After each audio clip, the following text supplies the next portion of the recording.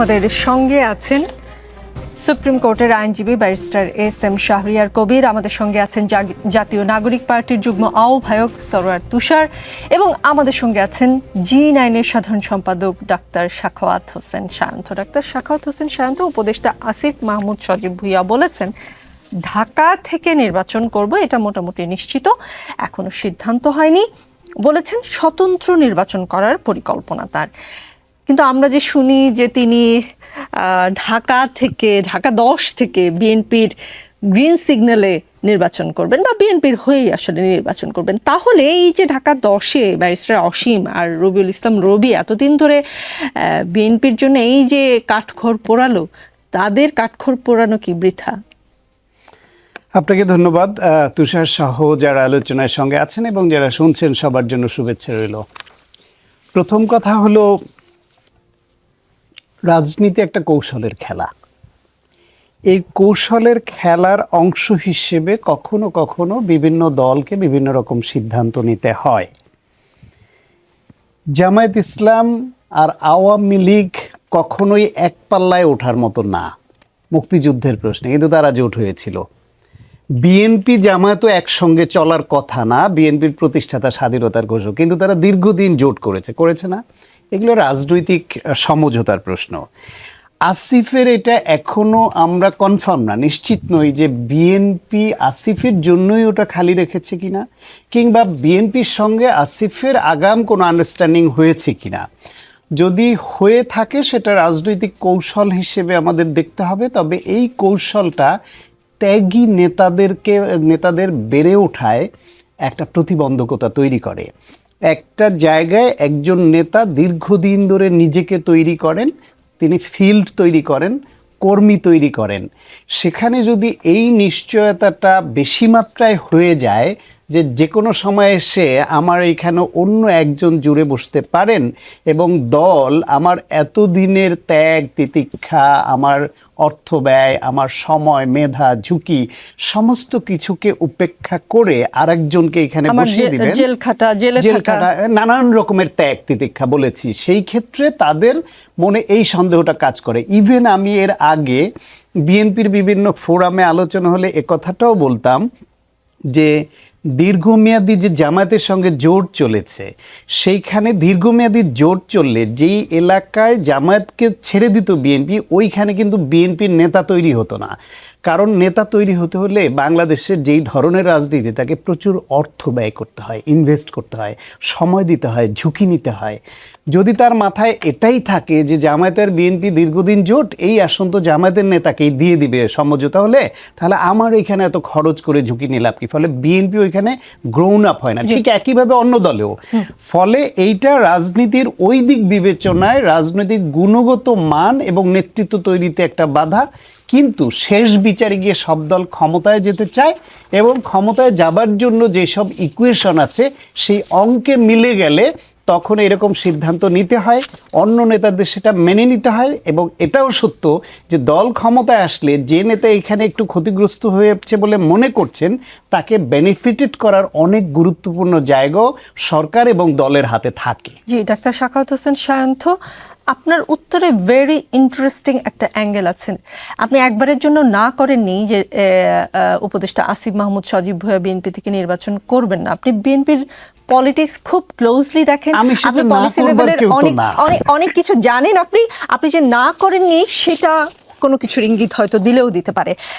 সরওয়ার তুষার, আপনাদের সহযাত্রী সহযোদ্ধা উপদেষ্টা আসিফ মাহমুদ সজীব ভুঁইয়া তিনি ঢাকা থেকে স্বতন্ত্র নির্বাচন করতে চান, কিন্তু আমরা শুনতে পাই বিএনপির হয়ে নির্বাচন করতে পারেন তিনি। There is a possibility. তিনি কেন আপনাদের সাথে থাকছেন না? দুটি কারণ হতে পারে যদি বিশ্লেষণ করি। একটা হচ্ছে তিনি ক্ষমতার স্বাদ পেয়েছেন, তাই ক্ষমতায় যারা যেতে পারবেন তাদের সাথেই যাবেন, অথবা এনসিপি বিএনপির ঘরে একজন নিজেদের লোক রাখতে চায়, যেমনটা জামায়াত অন্য দলের মধ্যে হিডেন লোক রাখে, সেই রকম। কোনটা হতে পারে? আপনার বিশ্লেষণ কি বলে? আপনাকে ধন্যবাদ। রাজনীতি যেমন ভাই বলেছেন কৌশলের খেলা, রাজনীতি সময় জ্ঞান এবং মাত্রা জ্ঞানেরও একটা বিষয়, যে কখন কতটুকু বলবো কতটুকু বলবো না এবং তাতে কি ইমপ্লিকেশন দাঁড়ায়। ধরেন আজকে যদি উপদেষ্টা আসিফ মাহমুদ বলতেন যে আমি নির্বাচন করব এবং এনসিপি থেকে নির্বাচন করব, আজকে কিন্তু তোলপাড় হয়ে যেত। টক শোগুলোতে আপনি আমাকে একদম আজকে এখানে বিরাট একটা ইয়ে করতেন। তিনি বলেছেন যে আমি প্রাথমিকভাবে উনি ওখান থেকে ভোটার হয়েছেন, এখান থেকে কিছু ইঙ্গিত, কিছু আমরা অনুমান করে নিতে পারি বা করা যাচ্ছে, সেই সুযোগটা আছে। এবং তিনি বলেছেন তিনি নির্বাচন করবেন, মানে আমরা যদি ধাপে ধাপে আগাই, তিনি ওখানে ভোটার হয়েছেন, তিনি নির্বাচন করবেন। এবং পরের কথাটা হচ্ছে তিনি যেহেতু এখন উপদেষ্টা হিসেবে আছেন, আমার মনে হয় না যেটা শোভন আমি অমুক দল থেকে নির্বাচন করবো, এটা এখন তার সাথে মানে তার বলাটা সাজে না। যেটা ধরেন আমাদের অ্যাটর্নি জেনারেল, অলরেডি তিনি একজন অ্যাটর্নি জেনারেল, আগে একটা দলের পদে ছিলেন, বাংলাদেশের সরকার হওয়ার আগে অ্যাটর্নি জেনারেল হয়েছে, এবং তিনি অ্যাটর্নি জেনারেল থাকা অবস্থায় আজকেও ভিডিওতে আমরা দেখলাম বিএনপি নেতাকর্মীদের নিয়ে শোডাউন দিচ্ছেন, এলাকায় নিয়মিত জনসংযোগ করছেন, এবং সেখানে তিনি এটা উনি পরিষ্কার বলেছেন যে আমি বিএনপি থেকে পদত্যাগ করে বিএনপি থেকে ইলেকশন করব। ঠিক আছে, এটা ভালো যে এটা নিয়ে কোনো কন্ট্রোভার্সি কিংবা কোনো হইচই কোথাও কোনো আলোচনা হচ্ছে না, খুব একটা হচ্ছে না, এটা খুব একটা কেউ গুরুত্ব দিচ্ছে না। আসিফ মাহমুদ যেহেতু এখনো উপদেষ্টা আছেন, ফলে আমরা বুঝতে পারলাম যে তিনি নির্বাচন করবেন, এটুকু আপাতত বোঝা গেল। আর স্বতন্ত্র হয়ে করবেন, কারণ নির্বাচন করতে গেলে মিনিমাম আপনাকে মানে এই সুযোগ আছে। আপনার কথা থেকে আপনাকে একটা প্রশ্ন করি, উপদেষ্টা আসিফ মাহমুদ মানে কবে সরকারের উপদেষ্টা পদ থেকে পদত্যাগ করবেন সেটা নিশ্চিত করেননি, নির্বাচন করবেন, নিশ্চিত করার পর তার সরকারে থাকার নৈতিকতা তারটাও প্রশ্নবিদ্ধ হয় কিনা, মানে এখন তার সরকারি কর্মকাণ্ডে পক্ষপাতিত্বের অভিযোগ কি অযৌক্তিক হবে কিনা? কারণ তিনি যদি দেখি আমরা যে ক্ষমতা ছাড়ার পর তিনি বিএনপি বা এনসিপি বা জামাত কোনো একটি দল থেকে তিনি নির্বাচন করছেন, ও স্বতন্ত্র উনি এই কারণে বললেন কিনা যে স্বতন্ত্র বললে আসলে কোনো পক্ষপাতিত্বের অভিযোগ থাকবে না, এটা তার একটা স্ট্র্যাটেজি। কিন্তু তিনি ক্ষমতা ছেড়ে যদি কোনো একটা দলের হয়ে নির্বাচন করেন তখন প্রশ্ন উঠবে না এটা নিয়ে? না, প্রশ্ন উঠতে পারে, কিন্তু দেখতে হবে যে উনি আসলে কাউকে কোনো মানে বেনিফিট দিয়েছেন। এখন ধরেন আমরা দুটো অপশন আছে, হয় তিনি এনসিপিতে আসবেন, অথবা তিনি বিএনপিতে যাবেন, অথবা তিনি স্বতন্ত্রই করবেন, যে কোনো একটা। উনি তো আজকে বলেছেন স্বতন্ত্র, কিন্তু মানুষ তো সিদ্ধান্ত বদলায় যে কোনো সময়। এখন আপনি এটা নিশ্চয়ই আপনার মনে আছে, বিএনপি এক সময়ে যমুনা রে যমুনা আমরা কিন্তু যামুনা বলে একেবারে প্রায় আসিফ মাহমুদের পদত্যাগের জন্য কি করে নাই, কোনো কিছু করা বাকি রাখে নাই। সিটি কর্পোরেশনে আন্দোলন হয়েছে। হ্যাঁ, এখন যদি গুঞ্জনটা যদি সত্যি হয়, আমরা তো গুঞ্জন জানি না, আমি বিশ্বাস করি যে তিনি স্বতন্ত্র বলেছেন, হয়তো তিনি সেটাই করবেন, কিংবা এনসিপিতে আসবেন। কিন্তু ধরেন যদি বিএনপি তিনি করেন, তাহলে এইটা তো বিএনপিকে উত্তর দিতে হবে না যে আপনি যার পদত্যাগ চাইলেন এর আগে, তাহলে এখন কেন তাকে দলে ফেরানোর চেষ্টা করছেন, কিংবা তাকে কেন ওখানে ছাড় দিচ্ছেন? এই কথাটা কিন্তু আসবে। জি, barrister S M Shahriar Kabir, স্থানীয় সরকার এবং যুব ও ক্রীড়া মন্ত্রণালয়ের উপদেষ্টা আসিফ মাহমুদ সজীব ভুঁইয়া একসময় বলেছেন নির্বাচন করলে পদত্যাগ করবেন, বেশ আগের কথা। তারপর বলেছেন নির্বাচন করবেন, কিন্তু কোন দল থেকে করবেন সেটা নিশ্চিত নন। 5 দিন আগে বলেছেন ঢাকা 12-র দিকে তেজগাঁ শিল্পাঞ্চল শেরেবাংলা নগর আসন থেকে স্বতন্ত্র নির্বাচন করতে পারেন। এখন বললেন যে ঢাকা থেকে স্বতন্ত্র নির্বাচন করবেন, কিন্তু কোন আসনের প্রার্থী হবেন সেটা নিশ্চিত করেননি। অথচ ভোটার হয়েছেন তিনি ধানমন্ডির, কারণ তিনি বলেছেন যে তিনি একসময় হয়তো ধানমন্ডিতে থাকতে পারেন, সেই কারণে ঢাকা 10 আসনের। এবং আমরা শুনতে পাচ্ছি যে তিনি ঢাকা 10 আসন থেকে আসলে হয়তো বিএনপির হয়ে নির্বাচনে প্রতিদ্বন্দ্বিতা করলেও করতে পারেন। নির্বাচনে অংশ নেওয়া প্রসঙ্গে তার এই যে অবস্থান, ধারাবাহিক পরিবর্তন কি আপনার কাছে মনে হয় দর কষাকষির বহিঃপ্রকাশ, নাকি বয়সজনিত অস্থিরতার প্রকাশ, নাকি তিনি আসলে এমন একটা পরিকল্পনা করছেন যেটা আমাদের এই অনুমানে নেই, তিনি জামায়াতের হয়েও লড়তে পারেন?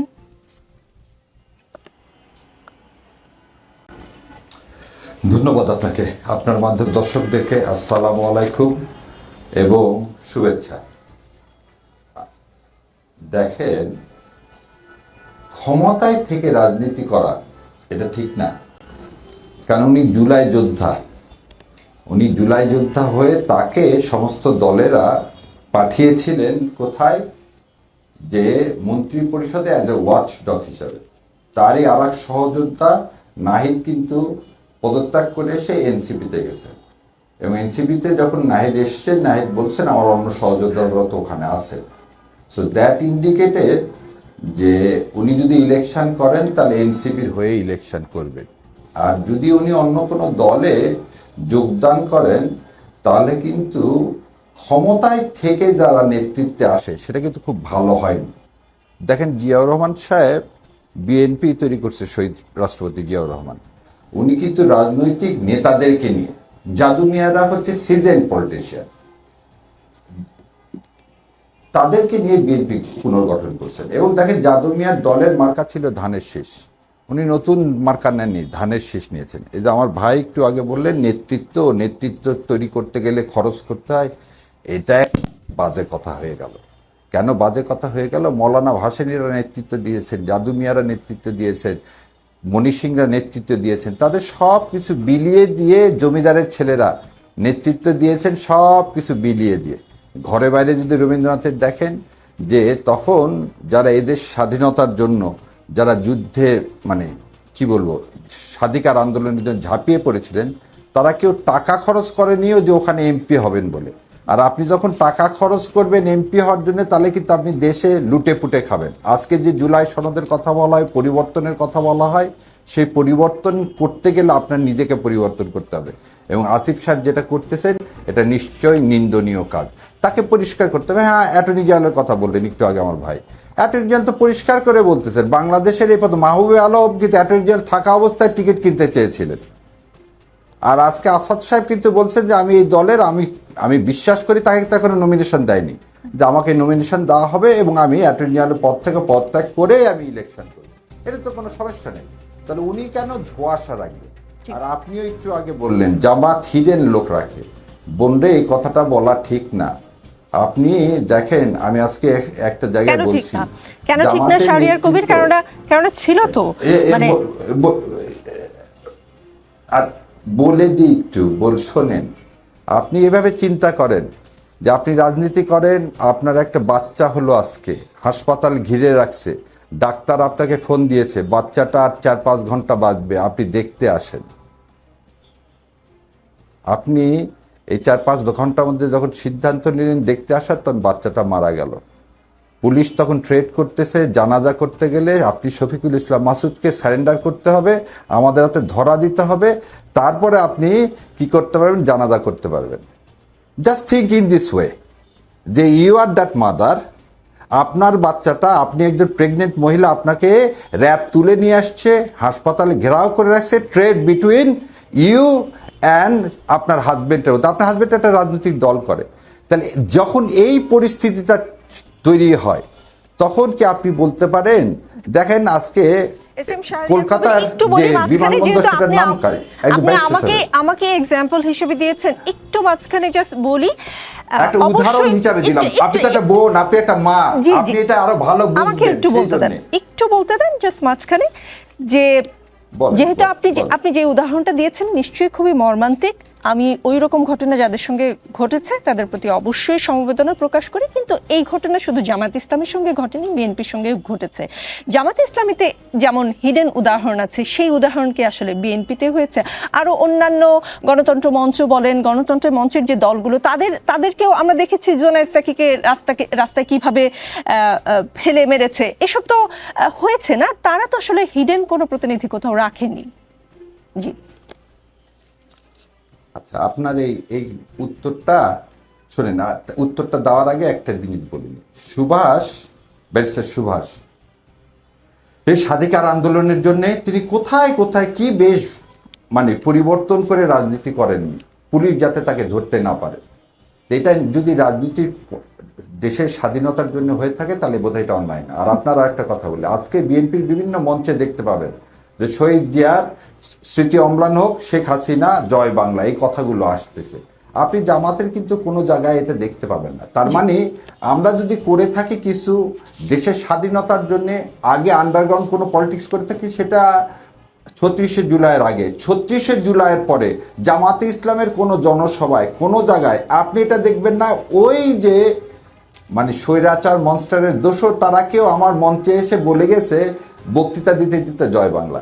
সো একটুকুনি আমি বলবো যে সুভাষ যদি বলে থাকে, যদি রবীন্দ্রনাথরা বলে থাকে, আমাদের যদি দেশের স্বাধিকারের আন্দোলনের জন্য আমাকে হিডেন হতে হয়, কিন্তু সেটা মানি না যে আমি অন্য দলে হিডেন ছিলাম।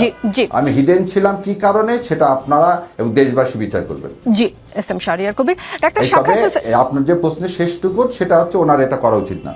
জি, ডাক্তার সাখাওয়াত হোসেন সায়ন্ত, জুলাই সনদ ইস্যুতে সমঝোতার চেষ্টায় জামায়াতের উদ্যোগে বিএনপি কেন সম্মতি হয়নি? ফোন কল এসেছিল জামায়াতের পক্ষ থেকে। রাজনৈতিক দলগুলোর মধ্যে পারস্পরিক আলোচনার ভিত্তিতে কোনো সমাধান হলে সেটা কি ভালো হতো না? এখন যদি সরকার একটা সিদ্ধান্ত নেয়, যদিও শুনতে পাচ্ছি আমরা যে হয়তো সরকার বাকি দলগুলোকে ডেকে আরেকবার আলোচনা করবে, 7 মাসে 8 মাসে 9 মাসে যেটা হয়নি, 7 দিনে যেটা হয়নি সেটা 1-2 ঘন্টায় কি করে হবে, সেটাও একটা প্রশ্ন। আর সরকার যদি কোনো সিদ্ধান্ত রাজনৈতিক দলগুলোর উপর চাপিয়ে দেয়, সেটা কি আসলে বিএনপি মানবে বা অন্য রাজনৈতিক দলগুলো মানবে বলে মনে করেন? যে দলের নায়েবে আমির ঘি খেতে পছন্দ করেন এবং সে ঘি আঙুল বাঁকা করে তুলে চেটে খেতে ভালোবাসেন, যিনি হাঙ্কি পাঙ্কি শব্দের মতো এরকম সিলি শব্দ ব্যবহার করে আক্রমণ করতে পারেন, তিনি আবার শাখাওয়াত ফোন হোসেন শান্ত করছেন। অনেকে তো অনেক কিছু করে পুরো ভাসিয়েও দিতে চেয়েছিলেন বাংলাদেশ। তাদের ব্যাপক নিন্দা হয়েছে, দল থেকে সতর্ক করে চিঠি দেওয়া হয়েছে। বিএনপির মাঝারি লেভেল বা মানে ব্যক্তি বিশেষ এরকম কোনো নেতা করেছেন, একটা অ্যাপ্রিসিয়েশন তো দূরের থাকুক, আপনার এই প্রোগ্রামে বিএনপির নেতারা বিএনপির পক্ষ থেকে নিন্দা করেছে, এমনকি দলগতভাবে বিএনপি চিঠি দিয়ে সতর্ক করেছে, তাদেরকে করেছেন। তাহলে এইরকম কথা, এরকম ভাষা একদিকে আপনি ব্যবহার করবেন, আপনি মাঠে আন্দোলন নিয়ে উস্কানি দিবেন, বিক্ষোভ করবেন, আপনি অন্যদেরকে নানানভাবে উত্তেজিত করবার মতো কর্মসূচি দিবেন, কথা বলবেন, আবার বলবেন আলোচনার প্রস্তাব দেওয়ার জামায়াত এইখানে কেউ না। এই জন্য কারণ হচ্ছে এই আলোচনায় মধ্যস্থতা করবার জন্য একটা কমিশন ছিল, সেই কমিশনের সঙ্গে আলোচনায় তো ওনরা পিআরের প্রশ্নই তুলে নাই, এজেন্ডাই তুলে নাই, তারপর নতুন নতুন ইস্যু তৈরি করছে। আর একটা হচ্ছে গিয়ে এইটা ওনাদের সময় ক্ষেপণ করবার আর একটা অপকৌশল। বাংলাদেশে আপনি নজির দেখান তো, রাজনৈতিক দলগুলো নিজেরা বসে আলোচনা করে সমাধান করে ফেলেছে কোনো গুরুতর সমস্যা। স্যার কমনওয়েলথ মহাসচিবের বিশেষ দূত স্যার নিনিয়ান এসে সফল হননি, জাতিসংঘ থেকে তারানকো সাহেব এসে সফল হননি, বাংলাদেশে আওয়ামী লীগের আব্দুল জলিল সাহেব, বিএনপির আব্দুল মান্নান ভূঁইয়া সাহেব দিনের পর দিন সিরিজ বৈঠক করে সফল হননি। কোথাও কোথাও কিছু সফলতা ছিল না এমন না, কিন্তু বেশিরভাগ ক্ষেত্রে হননি। এইখানে জুলাইয়ের পরেও যেখানে সবাই এরা দীর্ঘদিন ধরে নিপীড়িত, এই জামায়াত বিএনপি উভয়ই গুম খুনের শিকার, উভয়ই হামলা মামলা জেল নিপীড়নের শিকার। বিএনপি প্রকাশ্য রাজনীতি করেছে, জামাত গুপ্ত রাজনীতি করেছে, কিন্তু তাদেরকে নিপীড়নের শিকার থেকে তা মুক্ত করতে পারে নাই অনেককে যারা প্রকাশ্য ছিল। সেই দুইটা দল জুলাই অভ্যুত্থানের পরে পারেনি বলেই ঐক্যমত্য কমিশনের রেফারিং লেগেছে। সেই রেফারিং করে যতদূর একমতে আনতে পেরেছে, আপনি ততটুকু বেস ধরে যদি আগাতেন, তাহলে এই যে এখন নতুন করে সংকট, এটা তৈরিই হতো না। সেই সংকট তৈরি করে আপনি মাঠে নেমে এখন আপনি ফোন কল দিচ্ছেন যে আসেন আলোচনা করি। বিএনপি আপনাদের সঙ্গে আলোচনায় সমঝোতার কোনো রকম আভাস দেখতে পেলে যেত। আপনাদের ল্যাঙ্গুয়েজ তো বলেন আপনারা সমঝোতা চান, আপনারা মাঠে যে কথা শীর্ষ পর্যায়ের নেতাদের, যেটা আপনাদের চামচাদের দিয়ে বলাতে পারেন বড় জোর, সেটাও শোভন হতো না। সেই কথা আপনার টপ লেভেলের লিডারশিপ, যেই ভাষা, আপনি ভাবতে পারেন যে বিএনপির টপ লিডারশিপ বেগম খালেদা জিয়া, দল হিসেবে বিএনপির টপ উনি, বা তারেক রহমান বা বিএনপির মহাসচিব, জামায়াতেরও আমি নায়েবে আমির এবং আমির, ওনাদেরকে ওই লেভেলে ধরিয়েই এদের মুখে আপনি এই হাঙ্কি পাঙ্কি শব্দটা শুনতেন, এইভাবে হুঙ্কার দিয়ে বলা, এইরকম তুচ্ছতাচ্ছিল্য করা, এবং ঘি আমাদের লাগবে আমরা খাবো এই বাঁকা করে এই জাতীয়, তাহলে দেখতেন আজকে এই জামায়াত ইসলাম কী রকম স্লোগান বের করতো ওই নেতাদের নিন্দা করে। আমরা লজ্জিত হতাম আমার নেতা নিয়ে, যাকে আমি ভালোবাসি, শহীদ প্রেসিডেন্ট জিয়াউর রহমানকে আমি ভালোবাসি। আমি ওই দলের অনেক নেতাদের ভালো চাই এবং আরও একটা বেটার বিএনপি হোক, দীর্ঘদিন ধরে বলে আসছি চাই। তারপরও আমাদের বিএনপির কোনো নেতা এইরকম ভাষা প্রয়োগ করলে আমি লজ্জিত হতাম এবং আমি বলতাম এটা ঠিক হয়নি। পারলে ওনারা সেটা বলুক, ওনাদের কোনো নেতার মুখে, কোনো বিশ্লেষকের মুখে, কোনো পেশাজীবীর মুখে আজকে পর্যন্ত আমি শুনলাম না যে হ্যাঁ ওনার এই ভাষা প্রয়োগটা রাজনীতি সুলভ হয়নি। পরিবর্তিত যে রাজনীতি আমরা চাই, বিএনপির যারা খারাপ করেছে খারাপ বলছি, তো এখনও খারাপ বলছি, এবং তাদের মধ্যে অনেকে নমিনেশন পায় নাই, সে নমিনেশন না পাওয়ার পেছনেও ওই ভূমিকা একটা কন্ট্রিবিউট করেছে বলে ধারণা করি আমরা। দেখি আজকের এই অনুষ্ঠানে barrister S M Shahriar Kabir সরিটরি কিছু বলেন কিনা, আসবো তার কাছে।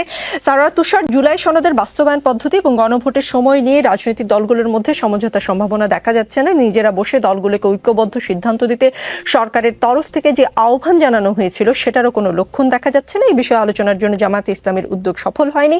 6 দলীয় জোট, গণতন্ত্র মঞ্চ, জাতীয় নাগরিক পার্টি, গণ অধিকার পরিষদ, এবি পার্টি সহ 9 দলের যে উদ্যোগ সেটিও এগোয়নি।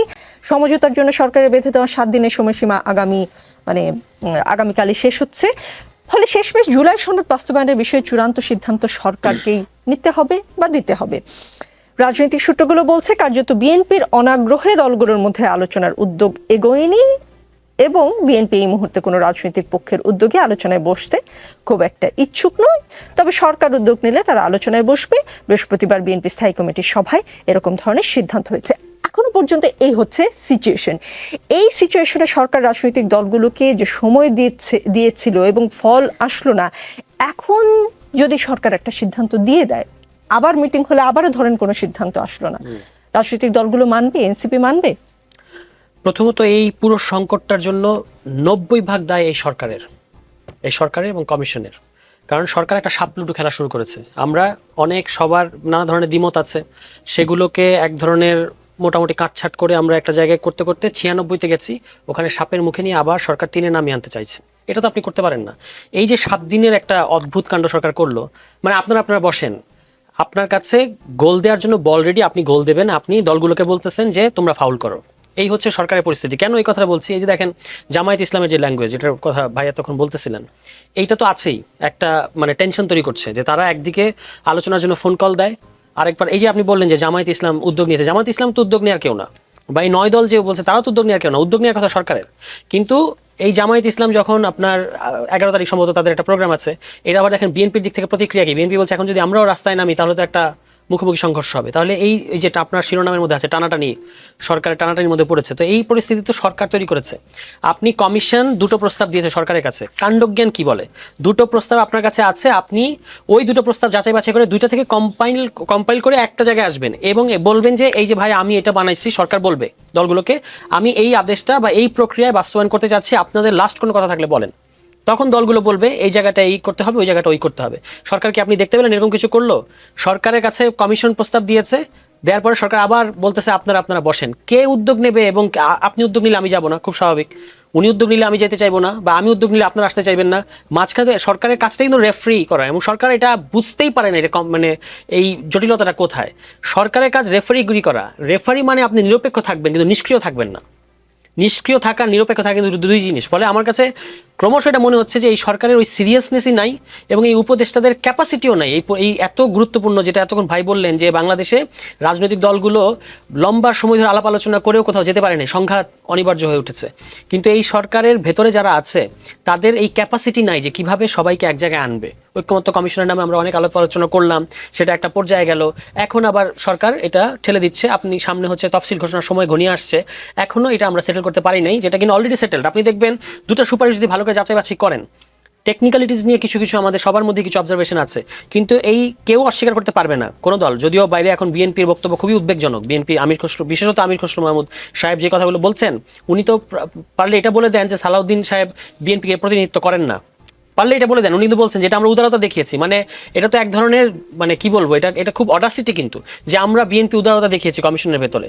কিন্তু এই কথাটা তো আপনি বলতে পারেন না, মানে বলার কোনো ইয়ে নেই। সমস্ত দল একমত হয়েছে, আপনার কিছু বক্তব্য আছে, অন্য দলের আছে, অন্য দলের আছে, এই সবগুলো মিলে কিন্তু আপনি যদি সুপারিশটা ভালো করে যাচাই বাছাই করেন, এখানে প্রায় কোনো দলেরই 100% কোনো কথা নেওয়া হয় নাই, কিন্তু সব দলেরই, বিশেষত এই 3 দল, এই 3 দলেরই সব কথারই রিপ্রেজেন্টেশন এখানে আছে। এখানে আদেশের কথা আছে, এখানে গণভোটের কথা আছে, এবং এখানে আগামী সংসদকে দ্বৈত ক্ষমতা দেওয়ার কথা আছে।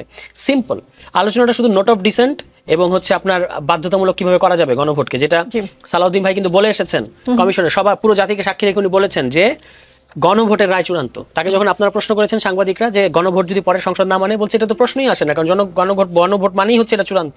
কিন্তু এখন দেখেন বিএনপির তরফ থেকে কি বলা হচ্ছে, কিসের গণভোট? গণভোটের কোনো বিধান নাই। গণভোটের বিধান নাই দেখেই সালাউদ্দিন আহমেদি, আমি বারবার ওনার রেফারেন্সটা কেন দিই, কারণ আমরা বললে এটা খুব গ্রহণযোগ্য হয় না, তো উনি বললে তো, যেহেতু উনি সিজন পলিটিশিয়ান, উনি বললে সেটাই চূড়ান্ত কথা হয়। উনি বলেছেন যে আপনার সংবিধানে কিছু বিশেষ ক্ষেত্রে গণভোটের বিধান আছে, কিন্তু আপনার জাতির সামনে গণভোট হবে না সেটা বলছে না তারা। একই দিন না আপনি দেখেন বলছে যে গণভোটের কোনো বিধান নাই, নির্বাচনের দিন করেন আর আগে করেন, এটা কোনো মিনিংলেস, এগুলো বলতেছেন আমির খসরু মাহমুদ বলতেছেন, এবং এটা ইকো করা হচ্ছে আরেকটু মহানগর পর্যায় থেকে। তো উনি কিন্তু বলেছেন যে গণভোট জাতীয় প্রশ্নে যে কোনো সময় করার সুযোগ আছে, এটা আপনার সংবিধানে থাকুক বা না থাকুক। সংবিধানে তো সব লেখা থাকে না, আপনি তো আর প্রেডিক্ট করতে পারেন না যে আগামী 5 বছর পরে আপনার জাতির সামনে কি ধরনের পরিস্থিতি আসবে। ফলে সেই ধরনের পরিস্থিতিতে যদি সরকার, শুধু দল বা শুধু প্রশাসন মিলে সিদ্ধান্ত নিতে না পারেন, তখন আপনার জনগণকে ডাকতে হবে, এটাই গণভোট। তো এই গণভোটের মানে বিএনপি যদি গণভোট না বুঝে, বিএনপির ইতিহাসে 2বার গণভোট জড়িত আছে, একবার জিয়াউর রহমান সাহেবের সময়, আরেকবার বেগম খালেদা জিয়ার সময়, এখন বিএনপি এর বিরোধিতা করছে। এস এম শাহরিয়ার কবির, কবি ও চিন্তক ফরহাদ মজহার একটা কথা বলেছেন একটা সেমিনারে, যে রাজনৈতিক দলগুলো বিভিন্ন কর্পোরেশনের বিভিন্ন স্বার্থকে রক্ষা করে, তাই তাদের মধ্যে মতৈক্য হবে না। জামায়াত আসলে কোন কর্পোরেশনের স্বার্থকে রক্ষা করে? রাজনৈতিক দলগুলো কি আসলে একসাথে হতে পারবে, মানে যদি প্রধান উপদেষ্টা ডাকেন বা সরকারের তরফ থেকে ডাকা হয়? আপনারা যে ফোন করেছিলেন সেটা তো খুব একটা কাজ হলো না। দেখেন, আমার ভাই প্রথমে একটা কথা বলছেন, আমি একটু বলতে চাই। আমিরে জামাত ডক্টর শফিকুর রহমান এই ধরনের কোনো কথা বলেননি। আর নায়েবে আমির সাহেব যেটা বলছেন সেটা যদি আমার ভাইকে আঘাত করে থাকে, আমি তো আমি বলতে পারি, মাপ চাইতে পারি, আমি ওনাকে ক্ষমা সুন্দর দৃষ্টিতে বলতে পারি, এই এতটুকুই আমি বলতে পারি। আপনারা ক্ষমা চাইলে একটা যদি যুক্ত করেন, আপনি বললেন আপনার ভাই যদি কষ্ট পেয়ে থাকে, আপনারা ক্ষমা চাইলে সবসময় একটা যদি যুক্ত করে ক্ষমা চান। প্লিজ বলেন, প্লিজ বলেন। শোনেন, বোন বলি, যদি বলি কি কারণে, শোনেন, দুইটা জিনিসকে দুই রকম ভাবে কি করা যায়, মিনিং করা যায়। যেমন ছোটবেলায় কনডেন্স মিল্ক, আমি জানি না আপনারা খেয়েছেন, কনডেন্স মিল্ক খাওয়ার জন্য আমি খুব বাসায় মের খেয়েছিলাম। কারণ কনডেন্স মিল্ক খাইতে গেলে ওর মধ্যে আঙ্গুল ঢুকে দিয়ে বাঁকা করে খাইতে হতো। মা সবসময় বলতো চামচ থাকতে এই কাজ করতে হবে, কারণ আমাদের কাজ ছিল চট করে আঙ্গুলটা ঢুকাই দিব, দিয়ে তুলে নিয়ে মুখে নিয়ে দৌড়। কেন? সকালে তো খাইতাম আর চায়ে খাইতাম, অন্য সময় তো খেতে দিতেও না। তো হয়তো উনি এই মিনিংটা করে বলছেন, দেখেন আমাদের আঙ্গুলটা বাঁকা করে ঘি খাইতে বলেন না। তার মানে বলতে চেয়েছেন রূপক অর্থে আন্দোলনে আমাদের আসতে বাধ্য করেন না। কারণটা কি দেখেন, আপনি যদি সনদের ভিত্তিতে গণভোট না দেন এবং গণভোটের ভিত্তিতে ইলেকশন না দেন, আপনি যদি বারবার, এই যে একটু আগে আমার ভাই বললেন, ঠিক বললেন, আজকে মহাসচিবও বলছেন সংবিধানে গণভোটের কোনো ব্যবস্থা নেই। তাহলে সংবিধানে আছে আগামী 5 বছর পরে ইলেকশন, আপনি 29 পর্যন্ত অপেক্ষা করেন। বিএনপির মহাসচিব যদি বলেন যে এই সংবিধান অনুযায়ী ইলেকশন করতে হবে, তাহলে 29 সালের আগে উনি ইলেকশন চাইতেই পারেন না, কারণ তত্ত্বাবধায়ক ব্যবস্থা নাই। এবং এই ব্যবস্থা যেহেতু নাই, যেহেতু এটা ইন্টারিম গভর্নমেন্ট, উনি এটা চাইতেই পারেন না। এটা তো নির্বাচিত সরকার না, আপনি কেন বলছেন যে সংবিধান অনুযায়ী 5 বছর পরে ইলেকশন? এটা কি ইলেক্টেড গভর্নমেন্ট? কারণ আমরা বলতেছি বারবার, এই সরকার ইন্টারিম গভর্নমেন্ট, কনস্টিটিউশনের সরকার না, এই কনস্টিটিউশন নাই, এই কনস্টিটিউশনকে ছুঁড়ে ফেলে দেওয়া হয়েছে 36শে জুলাই। আমরা নতুন বন্দোবস্তর ভিত্তিতে দ্বিতীয় স্বাধীনতা উপভোগ করতে চাই। বিএনপি বারবার বলতেছে না সংবিধান আছে। যদি সংবিধান থেকে থাকে, সংবিধানের কোন বিধানের আন্ডারে আপনি ফেব্রুয়ারি মাসে ইলেকশন চান? আপনাকে 5 বছর ওয়েট করতে হবে, কারণ সংবিধান আছে, 5 বছর পর পর ভোট হবে। তাহলে আপনি একদিকে বলবেন সংবিধান মানি, আবার বলবেন না ভাই ওটা মানলে তো আমার ভোট হচ্ছে না তাড়াতাড়ি। আপনি কেন বারবার বলতেছেন গণভোটকে অস্বীকার করতেছেন কেন? আজকে আমির খসরু সাহেব বলতেছে গণভোট নাকি জনগণ বোঝে না, মহাসচিব বলতেছে গণভোট নাকি জনগণ বোঝে না। আপনি দুটা গণভোট করলেন, আপনি এখন বলতেছেন ঠিক আপনার এই চরিত্রটা কিরকম হয়ে যাচ্ছে। 96 সালে 12ই ফেব্রুয়ারি আপনি যখন ইলেকশন একতরফা করে ফেলে দিলেন, আমরা আঙ্গুল বাঁকা করলাম বলেই তত্ত্বাবধায়ক আদায় হলো। আজকেও আঙ্গুল বাঁকা না করলে আমরা বুঝতে পারতেছি এই সরকারের প্রসব বেদনা উঠবে না। এই সরকার সব কিছু কি করতেছেন, সময় ক্ষেপণ করতেছেন। কেন? যাতে এই ইলেকশন মানুষের ভাগ্যের পরিবর্তন, শাসনতন্ত্রের পরিবর্তন বাধাগ্রস্ত হয়। কার জন্য? এই সরকারকে বসাইছে তো এই দেশের জনগণ। তা আমরা কেন বলতেছি আঙ্গুল বাঁকা করা? এটাকে অন্যভাবে মিনিং করার কোনো সুযোগ নাই। সেই জন্য বলছি, যদি উনি তারপরও মনে করেন যে না উনি হয়তো স্পুন দিয়ে খেয়ে অভ্যস্ত, আঙ্গুলটা খারাপ লাগতেছে, সেই জন্য বলছি উনি মনে কষ্ট পেয়ে থাকলে আমি ওনার তরফ থেকে মাপ চেয়ে নিচ্ছি। আপনার কথাতে বলি, কর্পোরেটের স্বার্থ না, স্বার্থ হচ্ছে জনগণের। আমরা আন্দোলন কেন ডাকতেছি সেটা হচ্ছে জুলাই সনদ ছাড়া কোনো ইলেকশন হতে পারে না। আগে জুলাই সনদের ভিত্তিতে গণভোট হবে, গণভোটের ভিত্তিতে ইলেকশন হতে হবে, এটা পরিষ্কার। কারণ কনস্টিটিউশন নেই, কনস্টিটিউশনের মধ্যে অন্তর্বর্তী সরকার নাই, কনস্টিটিউশনের মধ্যে আপনার গণভোটের বিধান নাই, কনস্টিটিউশনের মধ্যে আগামী ইলেকশন কিভাবে করবেন তারও বিধান নাই। সো আপনি যে অলিখিত সংবিধানের মধ্যে আসছেন সেটাকে স্বীকার করেন, করে গণভোটের কাছে যান। আর উদারতা দেখানা কখনো আপনি বৃহৎ দল, আপনি যদি ভাবেন যে আমি ক্ষমতায় চলে যাবো সেই জন্য কারোর সাথে বসবো না। একজন তো ডাক দিচ্ছে, ছোট ভাই যদি বড় ভাইকে ডাক দেয় তো বড় ভাই বলতে পারে তুই এত বড় বেয়াদব ছোট ভাই, তুই আমাকে ডাক দিলি। আরে ভাই আপনি উল্টা বলেন, ঠিক আছে তোমার ডাক দেওয়ার দরকার না, বলো কোথায় বসবো, আমি তোমাকে ডাক দিচ্ছি। কোথায়? বিএনপি তো কাউকে ডাক দিচ্ছে না। আপনি একদিকে বলতেন জামাতের ডাক দেওয়ার অধিকার নেই, আচ্ছা ঠিক আছে তোমার অধিকার আছে, তুমি ডাক দাও। বিএনপির তুমি ডাক দাও, তুমি কোন কর্পোরেট মানে যদি ইন্ডিয়া হয়ে যায়, সেটা তো আমরা বিএনপির কাছে ইনশাল্লাহ সেটা আশা করবো না, এবং বিএনপি এটা করবেও না ইনশাল্লাহ। জি, শাহরিয়ার কবির নতুন একটা ডেফিনেশন পেলাম বিএনপি জামাতের সম্পর্ক ছোট ভাই বড় ভাইয়ের মতো। শাহরিয়ার কবির 13 নভেম্বর শেখ হাসিনার মামলার রায়ের তারিখ নির্ধারণ করবেন ট্রাইব্যুনাল। কার্যক্রম নিষিদ্ধ আওয়ামী লীগ 13 নভেম্বর ঢাকা লকডাউন কর্মসূচির কথা বলছে। ট্রাইব্যুনালের প্রসিকিউশন বলছে কোনো চাপ বা অনিরাপত্তা বোধ করছেন না। স্বরাষ্ট্র উপদেষ্টা বলেছেন কোনো ধরনের অস্থিতিশীলতা তৈরি হতে দেয়া হবে না। 13 নভেম্বর কি হতে পারে? দেখেন, আওয়ামী লীগ এখন আর কোনো আলোচনার ইস্যু না। আমাদের একটা ইলেকশন যেতে চাচ্ছি, আমরা জুলাই সনদ বাস্তবায়ন চাচ্ছি। এই যে দেশের একটা সংস্কার, এটা যাতে বাধাগ্রস্ত হয়, সেই জন্যে কিন্তু আমাদের পার্শ্ববর্তী দেশ ভারত এবং আওয়ামী লীগ তার সর্বোচ্চ চেষ্টা করবে, কারণ তাদের হাতে এখনো সেই টাকাটা আছে, এবং এই টাকাটা যতক্ষণ আছে তারা এই দেশে অস্থিতিশীল করার সর্বোচ্চ চেষ্টা করবেন। এবং তারা আপনার কিছু নমুনাও অলরেডি দেখতে পাইছেন। একজন বিদেশ থেকে বরং চলে আসছে, সেই এয়ারপোর্টে ধরা পড়ছে। সো ষড়যন্ত্র এখানে বন্ধ আছে, তার বিচার নিয়ে তা না। যদি উনি এতই দেশকে ভালোবাসতেন, উনি সে বিচারের সম্মুখীন হতেন। দেশনেত্রী বেগম খালেদা জিয়া তো দেশের বাইরে যাননি, উনি তো বিচারের সম্মুখীন হয়েছেন। সেই বিচারটার মুখ মানে কি দেখেন, তাকে 2 বছর 3 বছর সাজা দিল, সেটা হাইকোর্ট আরো বাড়িয়ে দিল। সো তার প্রতি যে প্রহসনের বিচার হয়েছে, সে জেনে শুনেও সে প্রহসনের বিচার সম্মুখীন হয়েছেন। আর আওয়ামী লীগ যারা করে তাদের লজ্জা হওয়া উচিত। তারা এমন নেতৃত্ব মেনে নিয়েছিলেন যে দেশকে ভালোবাসা দূরের কথা, আইনের প্রতি কোনোদিন শ্রদ্ধাশীল থাকেননি, এবং তাদের কথা চিন্তা করেও তিনি কোনোদিন বিচারের সম্মুখীন হননি। সো আমার কাছে মনে হয় না যে দেশে তার বিচার নিয়ে কোনো কিছু হবে, কারণ এখানে একটা মানে ফেয়ার এখন পর্যন্ত কোনো স্কাইপি কেলেঙ্কারি বের হয়নি যে আমরা একটা রায় চাই, ওনার একটা তাড়াতাড়ি রায় দিতে হবে, ওনাকে একটা মৃত্যুদণ্ড দিতে হবে, এরকম কোনো কিছু পাওয়া যায়নি so far relates to the এই ট্রাইব্যুনাল নিয়ে। সো দেশকে অস্থিতিশীল করার জন্য আমরা সবাই বলতেছি ইন্ডিয়া এবং আওয়ামী লীগ এই বড় প্লেয়ার, তাদের হাতে প্রচুর টাকা আছে, তারা সেটা চেষ্টা করবে। এটাকে এখন 13 তারিখকে কোনো ইস্যু করে 13 তারিখে তার জাজমেন্ট দিবে না, ওই দিন দিবে কোন দিন জাজমেন্টটা দেওয়া হবে। সো দে মে ট্রাই, কিন্তু তাদের এই ট্রাইটা আমার মনে হয় না তারা রাস্তায় নামলে জনগণ তাদের জবাবটা জনগণ দিয়ে দিবে, যেভাবে 36শে জুলাই দিয়ে দিয়েছে। আচ্ছা, আপনি বলছেন যে ষড়যন্ত্র হচ্ছে নির্বাচনটা যেন না হয় দেশের বাইরে থেকে বা যারা ক্ষমতাচ্যুত হয়েছে তাদের কাছ থেকে। বাংলাদেশ জামায়াতে ইসলামীর সেক্রেটারি জেনারেল মিয়া গোলাম পরওয়ার বলেছেন গণভোটের দাবি কোনো রাজনৈতিক দলের চাপের মুখে উপেক্ষা করলে জাতীয় নির্বাচন সংকটের মুখে পড়তে পারে। জামায়াতের সেক্রেটারি জেনারেলের বক্তব্য নির্বাচন নিয়ে অনিশ্চয়তার ইঙ্গিত কিনা? আপনারা নিজেরাই তো নির্বাচন বানচালের কথা বলছেন। দেখেন, নির্বাচন বানচাল একটা জিনিস, আর লেজিটিমেসি নিয়ে নির্বাচন করা আরেকটা জিনিস। আপনি একটা জিনিস সংঘাত হবে না। আপনি যদি এখন রাত দিন বলেন গণভোট বুঝি না, আমি খালি একটা ইলেকশন চাই, কনস্টিটিউশনে গণভোট নাই কিন্তু ইলেকশন কনস্টিটিউশনের মধ্যে আছে, এই যে দ্বিচারিতা, এটা করলে তো আপনি সবকিছু রাস্তায় কি একটা সংঘাতের দিকে ঠেলে দিচ্ছে। জামাতে ইসলাম না, জামাতে ইসলাম বারবার বলছে গণভোট দেন, গণভোটের ভিত্তিতে ইলেকশন দেন। তারা সবার আগে 300 আসনে ক্যান্ডিডেট দিয়েছে। তারা নির্বাচনে যাওয়ার জন্য দেখেন জুলাই সনদে যে অনেকে বলে এনসিপি সাইন করলো, আপনারা সাইন করলেন কেন? আপনারা তো দেশে দেখেন, আমরা যদি সাইন না করতাম প্রথম কথাটাই আসতো আমরা ইলেকশন ডিলে চাচ্ছি।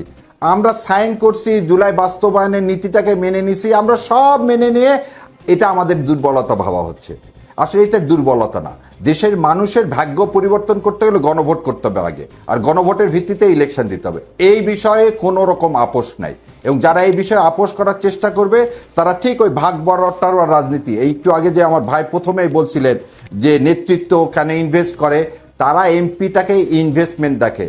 তারা বাংলাদেশে একটা ইনসাফ রাষ্ট্র কায়েম করতে গেলে নেতৃত্ব তৈরি করতে ইনভেস্ট করতে হয় না। ভাসানীরা ইনভেস্ট করে, সুভাষ বসুরা ইনভেস্ট করে নেতৃত্বে আসেনি। সো এই যে কনসেপ্টটা, এই কনসেপ্টটা থেকে বের হয়ে আসতে গেলে গণভোট লাগবে। আর বাংলাদেশ জামাত ইসলাম এখন আমি পরিষ্কার করে রাখি, গণভোট ছাড়া সামনে ইলেকশন লেজিটিমেট হবে না। সো আপনি ইলেজিটিমেট একটা ইলেকশন কেন করতে যাবেন? ডাক্তার সাখাওয়াত হোসেন শান্ত, বিষয়টা যদি এমন হয় যে বিএনপি উচ্চকক্ষে পিআর মেনে নিলে জামায়াত গণভোট নিয়ে অনড় অবস্থান থেকে সরে আসবে, সেক্ষেত্রে বিএনপির আসলে উচ্চকক্ষে পিআর মানতে সমস্যা কোথায়? উচ্চকক্ষে পিআরে বিএনপির ভয় আসলে কোথায়? নাকি বিএনপিও হাতে কিছু রাখতে চায়? জামায়াতকে একবারও বলেছে যে আমরা উচ্চ কক্ষে বিএনপি পিআর মেনে নিলে নিম্ন কক্ষের এটা কি সরাসরি বলবে? তাহলে কি তাকে আমার রিড করে নিতে হবে? দেখেন, জামায়াতের রাজনীতি হচ্ছে ওই যে গুপ্ত রাজনীতির মতো, এরকম গুপ্ত আকাঙ্ক্ষা যদি ভেতরে থাকে ওইটা পড়বার দায় কারো পড়ে নাই, যে একটা মেনে নিলে ওই গুপ্ত আকাঙ্ক্ষা হচ্ছে ওইটা পড়ে ওইটা চলতে হবে। বরং আমি শাহরিয়ার বের একটা কথায় আরও অবাক হয়েছি, যে এটা ভালো একদিক থেকে, যে দলের নেতৃত্বকে ভালোবাসা। উনি নায়েবে আমিরকে খুব ভালোবাসেন, যে কারণে তার এই বাঁকা করে ঘি খাওয়াকে নিজে উন করে নিয়ে ছোটোবেলার সেই কনডেন্স মিল্ক বাঁকা করে, আঙুল বাঁকা করে খাওয়ার ওই পর্যন্ত ছিলেন, ভালো কথা। কিন্তু ছোটোবেলার বাজে অভ্যাসগুলো, বদ অভ্যাসগুলো বড় হলে একটু ত্যাগ করতে হয়। নেতা হলে তো আরও ত্যাগ করতে হয়, অন্যের আদর্শ হতে হলে একদম অ্যাবসলিউটলি ত্যাগ করতে হয়। বরং ওইখান থেকেও আরেক ধাপ এগিয়ে যদি বলেন যে আঙুল বাঁকা করে প্রসব বেদনা উঠান, রূপক অর্থে বলেছেন বুঝলাম, কিন্তু এই শব্দটাও কানে লেগেছে। আপনারা আঙুল বাঁকা করে অসময়ে প্রসব বেদনা ওঠাতে যেন না, তাতে জাতির ক্ষতি হবে, মায়ের ক্ষতি হয়। প্রসব বেদনা ঠিক টাইমে উঠতে দেন, আর না হলে ওটা ডাক্তারদের হাতে ছেড়ে দেন। এই যেই ল্যাঙ্গুয়েজ, এই যে অ্যাটিচিউড, যে আপনি আঙুল বাঁকা করে প্রসব বেদনা ওঠাবেন, বাংলাদেশে জামায়াত কবে কি এমন ক্ষমতা রেখেছে যে আঙুল বাঁকা করেছে? 95-96 সালে তারা আওয়ামী লীগের সঙ্গে মিলে আওয়ামী লীগকে স্ট্রেংথেন করেছে। শেখ হাসিনার নেতৃত্ব চ্যালেঞ্জের মুখে করতো, আওয়ামী লীগ আসতে পারতো না বাংলাদেশের নেতৃত্বে। 1995-96 সালে আওয়ামী লীগের সঙ্গে মিলেমিশে তারা ওই আন্দোলন করে নির্বাচনে গিয়ে 4টা আসন পেয়েছে, যেখানে 91 সনে 18টা আসন পেয়েছিল। সেই জামাত 96 সালে আওয়ামী লীগের সঙ্গে যাওয়ার কারণে 4 আসনে তুষ্ট থাকতে হয়েছে। এবং কি করেছে? আওয়ামী লীগের সঙ্গে মিল দিয়েছে, মনে করেছে আওয়ামী লীগ ওনাদের খাওয়ায় পড়াইয়া দিবে। আওয়ামী লীগ কি করেছে? কিক আউট করে দিয়েছে 4 আসন দিয়ে। আর 21 বছর পর তারা ক্ষমতায় এসে আওয়ামী লীগ নতুন করে সারভাইভ করেছে। আজকে বাংলাদেশে ওই 96 থেকে 2001 এবং 2008 থেকে এই 24 পর্যন্ত আওয়ামী লীগ যত অনাচার করেছে, পরোক্ষভাবে তার প্রত্যেকটার দায়ে জামায়াত ইসলামের। আওয়ামী লীগ টিকতো না বাংলাদেশে জামায়াত যদি তাদের সঙ্গে হাত না মিলাতো। 1986 সালে এরশাদ যখন নির্বাচন করে, সেই নির্বাচন সবাই বয়কটের ঘোষণা দেয়। শেখ হাসিনা লালদিঘির ময়দানে গিয়ে বলে আসে যে যারা যাবে জাতীয় বেঈমান হবে। জামায়াত ইসলাম প্রথমবারের মতো জাতীয় সংসদে এরশাদকে বৈধতা দিতে আওয়ামী লীগের সঙ্গে দেয়। আওয়ামী লীগের সঙ্গে গিভ অ্যান্ড টেকের সম্পর্ক তাদের, আওয়ামী লীগের সঙ্গে গিভ অ্যান্ড টেকের সম্পর্ক বিএনপি না। এবং এখন মাঠে ঘাটে আওয়ামী লীগরা প্রশ্রয় দিচ্ছে, তারা গিয়ে বলছে যে তোমাদের নামে যত মামলা হয়েছে আমরা দেইনি, বিএনপি দিয়েছে, আমরা ক্ষমতা আসলে তোমরা নিরাপদে থাকবা। ডাক্তার সাখাওয়াত হোসেন শান্ত সবাই কি এরকম করে ভাবে? যেমন SM শাহরিয়ার কবির বড় ভাই ছোট ভাইয়ের সম্পর্ক বললেন, এতদিন আওয়ামী লীগের সাথে বিএনপির ভোটযুদ্ধ হলেও এবার হবে ছায়ার সাথে, যেই ছায়া বিএনপির কারণে বড় হয়েছে তারাই এখন রক্তচক্ষু দেখায়। ইকবাল হাসান মাহমুদ টুকু কথাগুলো বলেছেন। জামায়াতকে তিনি বিএনপির ছায়া বলছেন, তাহলে আওয়ামী লীগ যে বিএনপি জামাত একসাথে বলতো, কিন্তু বিএনপি ইনিয়ে বিনিয়ে আপনিও এখন বলছেন যে আসলে জামাত বিএনপির সাথে একসাথে ছিল না, ছিল আওয়ামী লীগের সাথে। তো আওয়ামী লীগের কথাই তো সত্য। আমি বলছি, যেটা শুরুতে বলেছি, বাংলাদেশের কিছু রাজনৈতিক বাজে কৌশলের কারণে এই জামায়াত টিকে আছে। স্বাধীনতা যুদ্ধে বিরোধিতা করে, গণহত্যার সঙ্গে জড়িত থেকে দেশের অভ্যুদয় জন্মের বিরোধিতা করে একটা দল, তারা এই দেশে আবার রাজনীতি করার সুযোগ পেয়েছে জিয়াউর রহমানের বহুদলীয় গণতন্ত্রের যে ধারা প্রবর্তন করে সেই সুযোগ নিয়ে। তারপর সেই দলটা কোনোভাবে রাজনীতি করছিল, তাকে এই আওয়ামী লীগ এবং বিএনপি বড় দুইটা শক্তি শুধু এই রাজনৈতিক কৌশলের কারণে এইদিক ওদিক করেছে, আর তারাও এর কোলে একবার ওর কোলে একবার করেছে। এইভাবে করে এই দায় একা জামাতের না তো, এই দায় আওয়ামী লীগ এবং বিএনপিরও, সেটা তো আমি অস্বীকার করছি না। বাংলাদেশে আজকে জামাতের যে উল্লম্ফন, আপনি 95-96 সনের জাতীয় সংসদের এই প্রসিডিংসগুলো বের করে দেখেন, কার্যপ্রণালী দেখেন, জামায়াত কতবার বিএনপিকে গালি দিয়েছে। আর জামায়াত ওয়াকআউট রিজাইন করার পরে আওয়ামী লীগের সঙ্গে সংসদ থেকে বিএনপি নেতারা কতবার তাদের রাজাকার এবং যুদ্ধ অপরাধী বলেছে। ঠিক আজকে আবার বিএনপি তাদের রাজাকার বলছে, ওরা বিএনপিকে চাঁদাবাজ বলছে, দুর্নীতিবাজ বলছে। যখন কৌশলগত ঐক্য হয়, উভয়ের স্বার্থ মিলে যায়, তখন এক। এর অংশীদার তো জামায়াত ইসলামও। আজকে সেই জামাতের নেতা বলছেন, আমি শুরুতে বলেছি যে একজন নেতাকে ইনভেস্ট করতে হয়। Invest doesn't mean always investment of money, investment of time, investment of his merit, everything, dedication, সব ইনভেস্ট করতে হয় তাকে একজন নেতৃত্ব তৈরি করতে হলে। আর জামায়াত কি টাকা ইনভেস্ট করে না? ঢাকা ইউনিভার্সিটিতে নির্বাচনে শিবির কি পরিমাণ টাকা খরচ করেছে? ওয়েলফেয়ার পলিটিক্সের নামে তারা হলে হলে যে এসি দিচ্ছে, টাকা খরচ করছে না? এলাকায় এলাকায় যে বিভিন্ন জায়গায় টাকা খরচ করছে দল থেকে করছে না? তারা টাকা ছাড়া রাজনীতি করছে। টাকা ছাড়া মনে হয় বাংলাদেশের রাজনীতি করা একটু কঠিনই আছে। তাহলে সারোয়ার তুষার- একটা কথা সারোয়ার বলেছি তুষার- সেটা নিয়ে 3 বার জি, জি, রিপিট করে আমাকে কথা শোনাতে জি, হবে। সারোয়ার তুষার জুলাই সনদের আদেশ প্রধান উপদেষ্টা অধ্যাপক মোহাম্মদ ইউনূসকে দিতে হবে বলে মন্তব্য করেছেন জাতীয় নাগরিক পার্টি, মানে আপনাদের আহ্বায়ক নাহিদ ইসলাম বলেছেন জুলাই জাতীয় সনদে নোট অফ ডিসেন্ট বলে কিছু থাকবে না। নোট অফ ডিসেন্ট না থাকলে আসলে বিএনপি কোন যুক্তিতে এটা মানবে?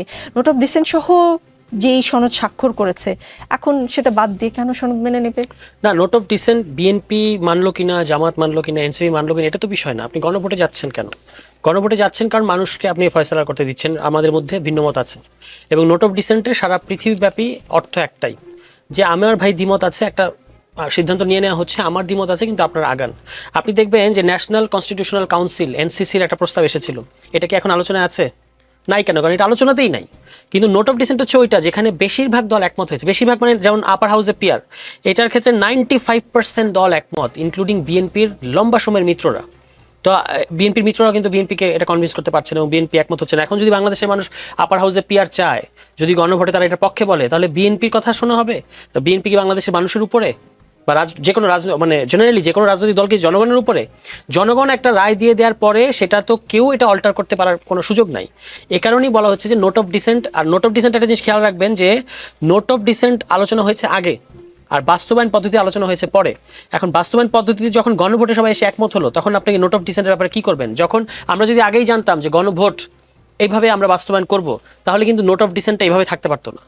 মানে নোট অফ ডিসেন্টটা তো আমার এটার সাথে একমত আছি, আমি এটার সাথে দ্বিমত আছি, আর পরবর্তীতে আমি হচ্ছে বাস্তবায়ন করতে যাচ্ছি গণভোটে। তো গণভোটে আপনি যদি একটা জিনিসকে পাঠান, সেটাতে নোট অফ ডিসেন্টের কি দ্বিমত থাকে? যেমন ধরেন জিয়াউর রহমান সাহেবের যে 19 দফা, এখন এটা আপনি পাঠালেন গণভোটে যে আপনি কি জিয়াউর রহমানের কর্মপরিকল্পনা এগুলোর সাথে একমত?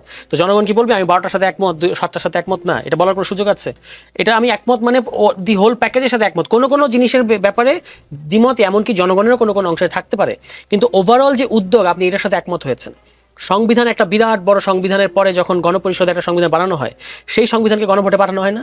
তো জনগণ কি প্রত্যেকটা ধারা উপধারার সাথে একমত দ্বিমত ওইভাবে যাচাই বাছাই করে তারপর দেওয়া হয়, বা এরকম নোট অফ ডিসেন্টকে আলাদা করা হয়? এগুলো অ্যাবসার্ড এবং এগুলো বিএনপির আমার ধারণা নিজের কানেই অড লাগে যখন বিএনপি এভাবে কথাগুলো বলে। যেমন মানে তারা যখন বলেন এবং তারা বুঝতে পারেন যে এগুলো খুবই অযৌক্তিক কথা, কিন্তু এখান থেকে মানে তারা এক ধরনের, যেহেতু তারা সবচেয়ে বড় দল এবং তারা যে ল্যাঙ্গুয়েজে কথা বলেছেন, যেমন মেজর হাফিজ সাহেব বা আমির খসরু দুজনই কিন্তু স্থায়ী কমিটি মেম্বার, তারা বলছেন যে কিসের গণভোট এবং কমিশন কি বলেছে এটা পাত্তা দেওয়ার কোনো সময় নাই। এটা 1 বছর আলোচনার পরে এই কথাগুলো বলছেন, এগুলো খুব অ্যালার্মিং কথা। এবং সারোয়ার তুষার, এই যে গণভোট, উচ্চকক্ষে পিয়ার, নানান ধরনের কথা নিয়ে তো সংস্কার, এতদিন ছিল সংস্কারের কথা, কথা তো একটার পর একটা ইস্যু তৈরি হচ্ছে। মির্জা ফখরুল ইসলাম সাহেব একটি গুরুত্বপূর্ণ কথা বলেছেন। তিনি বলেছেন যত সংকট দেখানো হচ্ছে সবই তৈরি করা, দেশের মানুষ এত কিছু বুঝে না, তারা শুধু ভোট দিয়ে শান্তি চায়। পেঁয়াজের দাম 5 দিনে 40 থেকে 60 টাকা বেড়েছে। আমার মনে আছে আগে অনুষ্ঠানে যে কোনো দ্রব্যের মূল্য খানিকটা বাড়লেই আমি এটা নিয়ে আসলে তৎকালীন সরকারের প্রতিনিধিদের প্রশ্ন করতাম, তাদেরকে জবাবদিহিতার আওতায় আনার চেষ্টা করতাম। এখন কি তৈরি করা সংকট নিয়ে সকলেই এত ব্যস্ত হয়ে পড়েছে যে নিত্যপণ্যের জরুরি বিষয়গুলো আলোচনার টেবিলে চাপা পড়ে গেছে? মানুষ আসলে শান্তি যে চায়, মানুষ আসলে কিসে শান্তি পাবে সেটা পলিটিশিয়ানরা আসলে খুব বেশি, মানে তাদের মাথায় ওগুলো নিয়ে খুব বেশি একটা কাজ করছে না। হ্যাঁ, এই অভিযোগ তো বিএনপিকে সবচেয়ে বেশি, এই অভিযোগের জন্য দায়ী হলো বিএনপি। কারণ বিএনপির কাছে মানুষের একমাত্র সমস্যা হচ্ছে ভোট। কিন্তু এই যে রাষ্ট্র কাঠামোর সংস্কার, একটা যেটা আপনি বলেছেন দ্রব্যমূল্য বাড়ছে কিংবা আরো যে সমস্যা, এগুলো আলোচনায় আসতে পারে না, এটা সত্য। কিন্তু ধরেন যেগুলো করলে আমাদের রাষ্ট্রের গুণগত একটা পরিবর্তন হবে, এগুলো কি মানুষ চায় না? এটা যদি আপনি বলতে চান, আবার সেই মানুষের ভোটে আপনি ক্ষমতায় আসতে চান, মানে এটা কি আপনার কাছে মনে হয় না যে এটা কন্ট্রাডিক্টরি? বিএনপির কাছে ইলেকশন ছাড়া এবং তাদের ক্ষমতায় আসা ছাড়া এই মুহূর্তে আর কোনো এজেন্ডা নেই। এটা গত 1 বছর ধরে আমরা দেখতে পাচ্ছি। কিন্তু আপনি যে কোনো মানুষকে জিজ্ঞেস করেন, এই যে বলা হচ্ছে মানুষ এগুলো বোঝে না, এগুলো যে বাংলাদেশের মানুষের সাথে কত বড় মশকরা। আজকে আমরা প্রায় 70টা শহীদ ফ্যামিলি আমাদের অফিসে এসেছে, সেখানে আমরা তাদের কথা শুনেছি। আপনি যদি আই উইশ যে বিএনপি মহাসচিব, উনি একজন মানে রেসপেক্টেড পলিটিশিয়ান, তিনি যদি এই শহীদ ফ্যামিলির, এর মধ্যে কারা, শহীদ ইয়ামিনের বাবা ছিলেন, শহীদ ফারহানের বাবা ছিলেন, তারপর শহীদ ইব্রাহিমের বাবা ছিলেন, এই ধরনের যারা মানে আমাদের পরিচিত আর কি, তারা কি বলছেন জুলাই সনদের আইনি ভিত্তি নিয়ে, এটা তার শোনা উচিত ছিল। তারা প্রত্যেকটা জিনিসের ব্যাপারে কিন্তু আমরা যেভাবে ভাবি যে তারা শহীদ বোঝে না, পরিবারের অনেকে তো আবার বিএনপিতে যোগও দিয়েছে, সেটা দেবে। দেখতে হ্যাঁ, পাচ্ছি। তাতে করে কি এটা প্রমাণিত হয় যে তারা এগুলো চায় না? ফলে যখন উনি এটা বলেন তখন কিন্তু এটা আসলে সবার সাথে এক ধরনের মানে আমি বলবো যে অবজ্ঞা করা হয়। বাংলাদেশের মানুষ ডেফিনেটলি আগের মতো বাংলাদেশ চায় না। তো আগের মতো বাংলাদেশ না চাইলে আপনাকে জুলাই সনদ বাস্তবায়ন করতে হবে। এটার সাথে তো নির্বাচন কিংবা ভোটের কোনো সমস্যা নাই, মানে ভোটের কোনো কন্ট্রাডিকশন নাই। বরং আপনি যখন এটাকে বাধা দিবেন, বলবেন যে শুধু ভোট করে দাও, তখনই একটা অস্থিতিশীল পরিবেশ তৈরি হবে। এটার জন্য তো তখন বিএনপিকেও দায় নিতে হবে। জি, ডাক্তার সাখাওয়াত হোসেন শান্ত, লন্ডন বৈঠকের পর সরকারের সাথে বিএনপির যে উষ্ণ সম্পর্ক ছিল, সেই সম্পর্ক কি আসলে ভাটা পড়েছে? ফখরুল সাহেব বলেছেন যে আজকে দুর্ভাগ্য আমাদের, অন্তর্বর্তী সরকার যাদের আমরা সম্পূর্ণ সমর্থন দিয়েছি তারা আজকে নিজেরাই একটা অবস্থান তৈরি করেছে যাতে নির্বাচন ব্যাহত হয়। সম্পর্ক কি ব্রেকআপের দিকে, না অলরেডি ব্রেকআপ হয়ে গেছে? ব্রেকআপ না হলেও মানবিমান যে পর্ব যে চলছে এটা তো বুঝাই যায়। সেটা হচ্ছে আপনার সব কিছু ঘুরে ফিরে, আমি স্ট্রেট ফরওয়ার্ড বলতে পছন্দ করি, তাতে কেউ যাই বলেন না বলেন। এটা রাজনীতিতে শেষ কথা বলে কিছু নাই। বাংলাদেশে এই কথাটা যত আপনি খারাপ ভাবেন না সেটাই প্রযোজ্য। শেষ কথা বলে কিছু নাই বলেই কখনো লন্ডন বৈঠকে সমঝোতা হবে, আবার দূরত্ব হবে। কখনো এনসিপি সরকারকে একেবারে সব কিছুতে ব্ল্যাঙ্ক চেক দিয়ে দিবে, কখনো আবার গালি দিবে। কখনো এনসিপি জামায়াতকে ভালো কথা বলবে, আবার প্রতারক বলবে। আবার কখনো জামায়াত বিএনপি খুব সখ্য থাকবে, একসুরে কথা বলবে, আবার জামায়াত বিএনপি একে অপরকে যা তা বলে গালিগালাজ করবে। এইটা বাংলাদেশের রাজনীতির সঙ্গে যুক্ত। এ থেকে উত্তরণ ঘটাতে পারলে ভালো হতো, কিন্তু আনফর্চুনেটলি বাংলাদেশের কোনো রাজনৈতিক শক্তিকেই এর বাইরে আমরা দেখছি না। এবং সরকারে যারা আসে তারাও একরকম চালাকির আশ্রয় নেয়। এই সরকার যদি এত চালাকির আশ্রয় নিয়ে বিভিন্ন পক্ষ নিয়ে না খেলতে যেত, তাহলে আজকে যে সংকট এটা কিন্তু হতো না। তারা হয় নিজেদের দায় এড়ানোর জন্য, অথবা অন্যদের মধ্যে খেলাটা চালু করে দিয়ে নিজেরা একটু নিরাপদ থাকার জন্য একটা কৌশলের আশ্রয় নিয়েছে। এইটা ভালো কৌশল না। দেশের জন্য, গণতন্ত্রের জন্য এটা শেষ সময় এসে ভালো হলো না। যেই বিষয়গুলো সব দলগুলো একমত হয়েছে, শুধু সেটুকুকে মানার জন্য যদি সবাইকে অনুরোধ করত যে বাকিটা আপনি ইলেকশনের পরে নিজেরা ঠিক করে নিয়েন, তাহলেও কিন্তু কেউ কেউ মনক্ষুণ্ণ হলো হয়তো মানত। কিন্তু এখন এমন একটা বৈরিতার মুখে এক এক পক্ষকে ঠেলে দিয়েছে যে 16 বছর ধরে, 17-18 বছর ধরে যারা, বিএনপি তো ভিকটিম হয়েছে 18 বছর, যে জামাত ভিকটিম হয়েছে 16 বছর। তারা তো এই 111 সরকারের সময় আরামায় এসেছিল। বিএনপির মতো একজনও গ্রেফতার হয় নাই, একজনও ভিকটিম হয় নাই। সুতরাং এই দলগুলো যে ভিকটিম হওয়াতে তারা যে এক মনে এগোচ্ছিল, সেইখানেও নতুন করে একটা বিচ্ছেদ ঘটিয়ে দিল এই সরকার তাদের ভূমিকার জন্য। অথচ গণঅভ্যুত্থানের পরে আপনি রাজনৈতিক ধারা ভিন্ন হলো, এই সকল গণঅভ্যুত্থানের পক্ষের শক্তির মধ্যে ন্যূনতম একটা ঐক্য বাংলাদেশের স্বার্থে, গণতন্ত্রের স্বার্থে জরুরি ছিল। জি, ব্যারিস্টার শাহরিয়ার কবির, মির্জা ফখরুল ইসলাম আলমগীর সাহেব আরেকটা কথা বলেছেন। তিনি বলেছেন যে যারা আমেরিকা থেকে এসে এসব আমাদের ঘাড়ের উপর চাপাচ্ছেন আমরাও মেনে নিয়েছি। তিনি উপস্থিত লোকজনকে প্রশ্ন করেছেন, আপনারা কি গণভোট, সনদ এসব বোঝেন? বিএনপি বলছে যে যুক্তরাষ্ট্র থেকে এসে ঘাড়ের উপর গণভোট ও সনদের মতো বিষয় চাপিয়ে দেওয়া হয়েছে। বিএনপির সাথে সরকারের যে সম্পর্ক লন্ডন বৈঠকের পরে ছিল, প্রেমময় সম্পর্ক, সেই সম্পর্কটা মনে হচ্ছে কোথায় যেন একটু মনে হয় ব্রেকআপের দিকে যাচ্ছে। এই ব্রেকআপের কারণ কি আসলে জামায়াতের সাথে সরকারের এখন সম্পর্ক কেমন? জামায়াতের সাথে নতুন করে প্রেম হচ্ছে?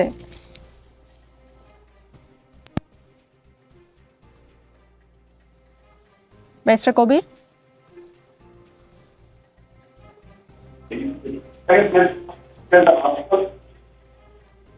2008 সাল পর্যন্ত, 2006 থেকে 2008 সাল পর্যন্ত জামাতে ইসলামের বিরুদ্ধে যত ইনভেস্টিগেশন হয়েছে, জামাতের বিরুদ্ধে কোনো দুর্নীতি, কোনো রকম কোনো এভিডেন্স পাওয়া যায়নি, সেজন্য দুর্নীতির মামলা হয়নি। আর দ্বিতীয় যে কথাটা একটু আগে আপনি যেটা বললেন যে লন্ডন বৈঠকের পর গভর্নমেন্টের, এখনো দেখেন গভর্নমেন্টের কে বিএনপির না, সমস্ত জায়গায় দেখেন যে যত উচ্চ পদে আছে সমস্ত জায়গায় বিএনপির আছে। আর আবার সায়ন্ত ভাই যে কথা একটু আগেও বলছেন, কি বলবো শোনেন, আমাদেরকে মুগ্ধর ভাই স্নিগ্ধ বিএনপিতে যোগ দিয়ে বলেনি গণভোট দরকার, গতকালকে সে বলছে যে গণভোটটা এখনই দিয়ে দেন। আরে ভাই, সব কিছুর সমাধান হবে গণভোট, পিআরের উপরে। আর আপনি বলতেছেন যে গণভোটে দেন, ততটুকু মেনে নিছেন, সবাই মিলেই তো প্রস্তাবটা তৈরি করা হয়েছে। এবং এর উপর ভিত্তি করেই তো আপনাকে ভোট করতে হবে। তাহলে আপনি একটা আর একদিকে যান কেন? আর জামাত ইসলামের সাথে সরকারের সম্পর্ক অত ভালো থাকলে 11 তারিখে এত বড় মিটিং ডাকতে হয় না, চলো চলো ঢাকা চলো করতে হয় না। তা জামাত ইসলামকে কেন ছোট ভাইও বানাতাম না, তাহলে বড় ভাই বানাতাম। বিএনপি ওনারা যদি বড় ভাই, দেশের মানুষজনের বৃহৎ দল, ওনাদের ব্যারিস্টার কবির, সময় তো খুব বেশি নেই। বিএনপি যদি উচ্চকক্ষে জামায়াতের মতন করে জামায়াতের কন্ডিশন মেনে পিআর মেনে নেয়, আপনারা কি গণভোটে বিএনপির যে দাবি সেটা মেনে নেবেন?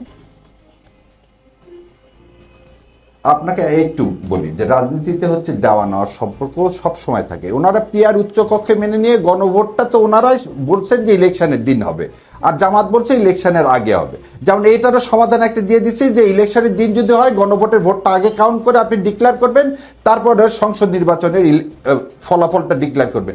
দেয়ার ইজ এ সলিউশন। কিন্তু আপনাকে তো এগিয়ে আসতে হবে। আমি ফোন দিলাম, ভাই চলেন বসি, আপনি গ্রাহ্যই করলেন না। এই যে গ্রাহ্য করতেছেন না, দেশ তো ভাই সংকটের মধ্যে পড়তেছে, এটা কেন বুঝতেছেন না? এবং এতে ইন্ডিয়া সবচেয়ে বেশি লাভবান হয়।